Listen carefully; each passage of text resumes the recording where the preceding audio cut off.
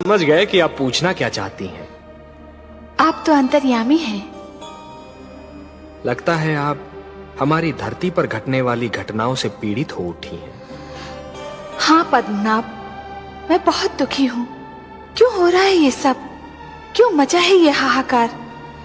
प्रेम बनाया था तो घृणा क्यों बनाई? जो हो रहा है, हो सकता है वो वही हो जो स्वयं विधाता ने लिखा हो। और अपना लिखा तो स्वयं विधाता भी नहीं मिटा सकते ना।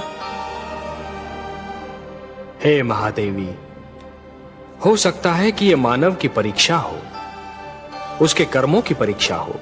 पर ऐसा संसार और ऐसा मानव आपने बनाया ही क्यों नारायण, जो आपकी बनाई धरती पर अंधेरा फैला रहा है?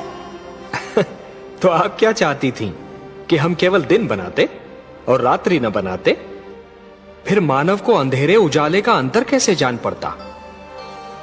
विष न होता तो अमृत की महत्ता कैसे जानी जाती? पुष्प के साथ कांटे न होते तो पुष्प के सौंदर्य को कौन जान सकता? पतझड़ न आती तो वसंत ऋतु इतनी सुहानी कैसे लगती? हमने मानव को बनाया है देवी। मानव इतिहास को बनाने का कार्य हमने अपने हाथों में नहीं रखा, वो तो उसी पर छोड़ दिया है। अभी तो उसे अपनी शक्ति का आभास हुआ है।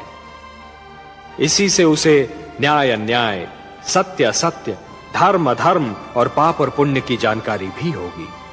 हमने बुद्धि दी है मानव को, विवेक दिया है उसे। और यदि मानव ने विवेक से कार्य नहीं किया तो? यदि धरती पर रात्रि इसी प्रकार दिन को निगलती रही तो? अंधकार प्रकाश को डसता रहा तो? तब क्या करेंगे आप? चिंता मत कीजिए देवी। यदि असत्य और अधर्म अपनी सीमा को पार कर गए, यदि धर्म की हानि होने लगी, तो हम स्वयं धरती पर जाएंगे।